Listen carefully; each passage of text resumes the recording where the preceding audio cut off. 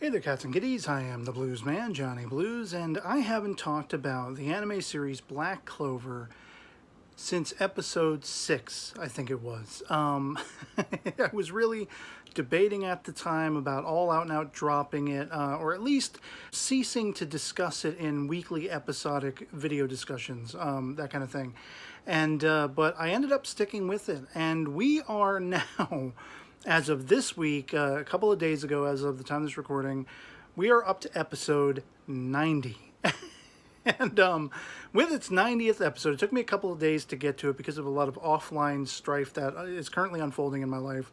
But I found the time to watch it today. I just got done, in fact, watching it. And they did some of the most awesome stuff this show has ever done in episode 90. And it all goes back to the beginning of the show, even before the beginning, something that's always been there, a presence that's always been there. And they finally delivered on it, and then some. And it was just the kind of thing where I'm like, well, I could make a YouTube community feed post, a little write-up about it, and do a corresponding one over on my Facebook account, but I have the house to myself currently, and I'm bored out of my mind, and I'm really excited after watching the episode, so I decided I'm actually going to do a brief video discussing this, because it was so unexpected and gangbusters. Now, they do give a little bit of a tip of the hat in episode 89. The tail end of that episode, we see the nod of what's coming in the 90th episode, and that is this presence, as I say, this character whose name I think he said was Henry. He's been in the Black Bull's hideout all along. Now, if you're not following the series, you may not be that familiar with it. So just as a brief summarization, you've been following from the very beginning the key characters Asta and Yuno, who are kind of adoptive brothers from an orphanage, kind of like the Blues Brothers. And but Asta has no magic at all whatsoever to speak of for himself, and Yuno is kind of overpowered with wind magic, and they're very much in a competitorship to become the Wizard King, the all-powerful king of all magic and everything, the savior of the world, all that kind of stuff, which hails back to the history within the series. There was a Wizard King going ages back who destroyed the demons who were meant to consume and overtake the world, and so there has been a progression of Wizard King after Wizard King every, couple of generations or whatever it is. So both of these cats are aspiring to become the Wizard King, and they become part of these respective magic-wielding groups that are part of the sort of hierarchy within the kingdom to protect said kingdom. And in Asta's case, he's kind of in the black sheep rogue group, the Black Bulls, which is, replete with a bunch of sort of outcast and strange and odd, kooky characters. All of the refuse, all of those who have been eschewed and sort of kicked out of society are always lambasted and made fun of and bullied. These are the underdogs. Their entire group, the Black Bulls, are the underdogs. And so in any case, when Asta first becomes a Black Bull, he's kind of bewildered and enamored by the fact that their hideout seems to transform itself every so often and rearrange itself, so you're never quite sure where the bathrooms are going to be from day to day because it's always shifting around with no seeming answer as to why. But there are reports from some of the other Black Bulls members that when they've been on their own in lonely hallways and things like that exploring, they have made reports of seeing a seemingly ghostly apparition, which may or may not point to what the cause is, as to their entire kingdom, this castle-like hideout, always transforming itself and changing itself up and everything like that. So episode 90 debuts the character of Henry, who has been mostly bedridden since even before the series began, since before the leader, the captain of the Black Bulls, Yami, decided to use that particular kingdom, this castle, I guess it was Henry's homestead, his family homestead, before they abandoned him because he has this sort of magic-consuming disease where anyone who gets close to him, he can siphon their magic and he exists by that. Without that, he would die. And so he's kind of laying on his deathbed, but Yami comes in there. He's like, I like this place. I want this place. Consider yourself an honorary Black Bull from here on out. You're not going to die. I'm going to bring in a bunch of crazy characters, lively, vivacious characters who are all, mages and magic knights and everything like that. And you can kind of, survive by their power, very low level power consumption of their magic ability. And through this, he's actually become very much familiar with all of them. He considers them family because he's very intimately now connected to them, surviving singularly using their magic abilities. He's been doing this all along, since before Asta ever became a Black Bull, since before most of the Black Bulls became Black Bulls, and all that kind of stuff. And so, as if that weren't enough, the hideout in this episode, while the majority of the Black Bulls are going after the big time sort of rogue group, villainous group, the Eye of the Midnight Sun, for the last couple of episodes, only 3 members of the Black Bulls remain at the hideout.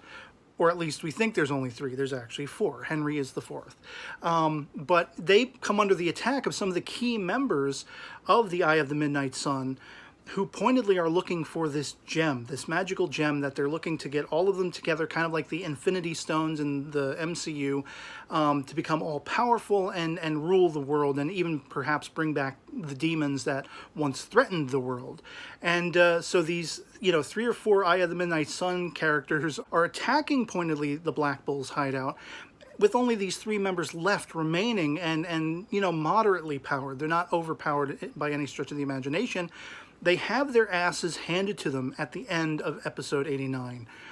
And thus awakens the Henry character, who's been living and existing in their hideout from the word go, from before the series even began.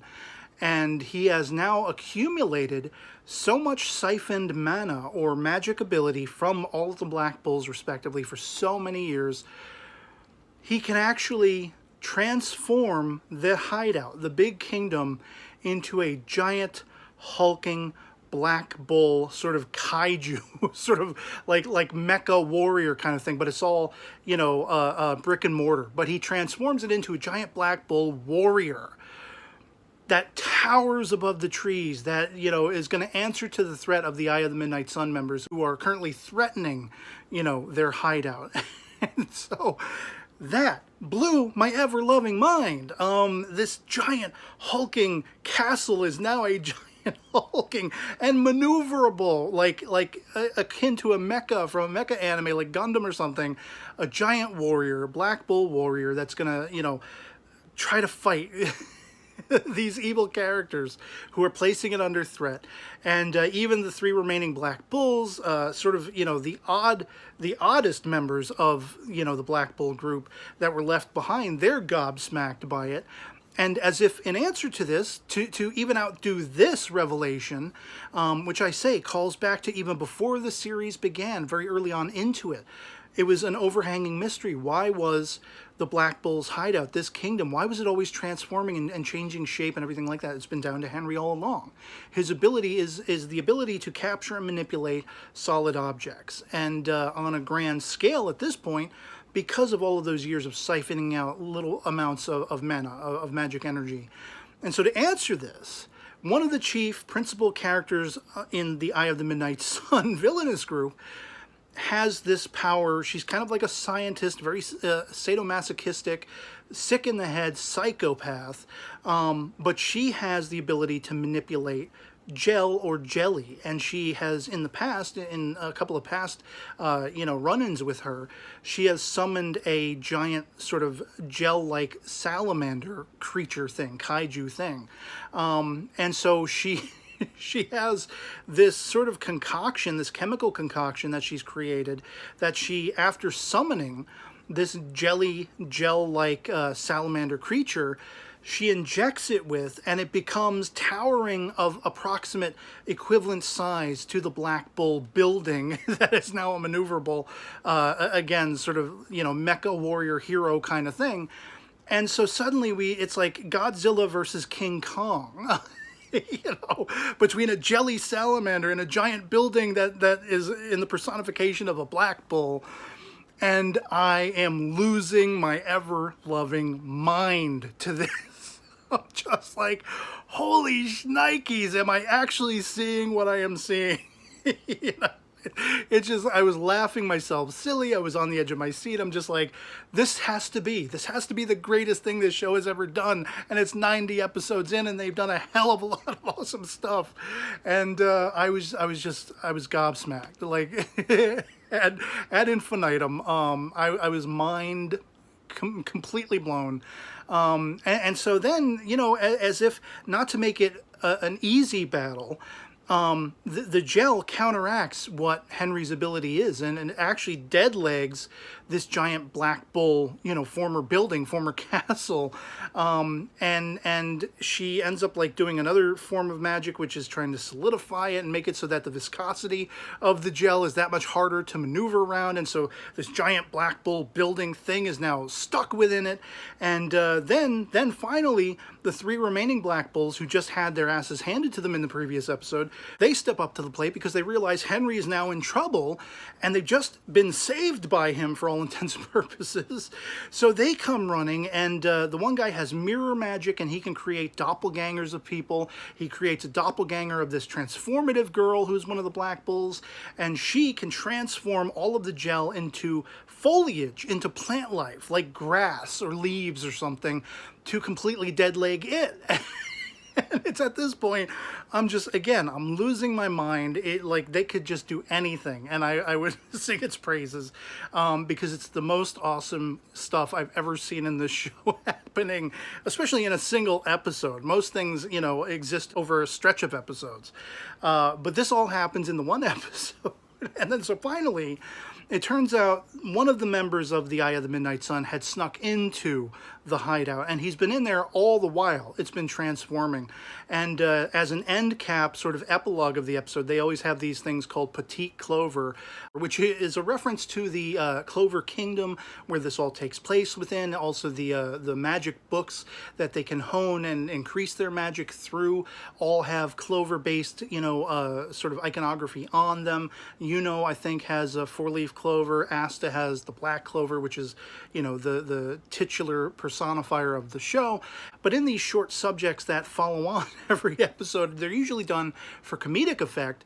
They end up showing how this character got out of you know, the Black Bull hideout, while it was a giant hulking Black Bull beast to fight off the Eye of the Midnight Sun jelly salamander. It turns it into like a Super Mario Brothers game level.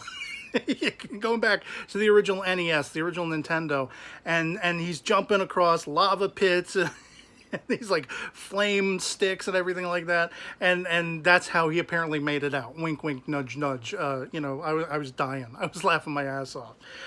But so tentatively, the episode ends with the bad guys making off with the thing they came to pursue, the thing they were after, this gem, and they've collected all but two of them. So the Eye of the Midnight Sun, the big, grand, illustrious baddies, at least concurrently within the series, they are very close to Thanosing the world. They only need two more, and their leader is pointedly going after them now. So all hell is about to break loose. And just from beginning to end, playing back on the mythology and the characterization, going all the way back to even before the series began, but especially in the early going, that overhanging mystery of a ghost being seen in the Black Bull's, you know, hideout, and why it was always transforming, and what's going on there, and playing on that with this revelation that there's been a dude sickly in bed the whole time within the kingdom that nobody knew about, and if they ever encountered him, they thought he was a ghost. Blew my mind. And then again, add to that he transforms the entirety of the kingdom into a giant hulking Black Bull sort of robot, sort of warrior that fights off this giant jelly salamander kaiju. Everything. And just to add insult to injury for the Black Bulls, by the time everything is said and done, it's all fallen to pieces, their whole hideout. And I don't think Henry has enough magic, enough mana power to put it all back together again. So they kind of end on this hilarious note where he's like, I think we're screwed. You know, when everybody else comes back from the Black Bulls, they're not going to be too happy, you know, because everything's now in ruins. And it was singularly the greatest thing I've seen all week, probably, and the greatest thing I've ever seen in this show. You know, Black Clover. Check this episode out. You know, if you don't happen to watch it, even just singularly, you know, seek out this episode and just watch it. Just, you know, for complete entertainment value of giant kaiju on kaiju sort of battles that came out of nowhere seemingly, but have been really seated and deep-seated since the very beginning, since before the show even began. Kudos. To the creators of this anime and to the creators of the source material that is based upon. I don't know if this hails back to that or if it's an anime only thing, an anime original thing, but it was the best thing I've seen all damn day, maybe all week, maybe all year, and definitely within the series itself, Black Clover. And so yeah, that'll be pretty much it for me on this. Hope this video finds you well, and I'll catch y'all later. Peace.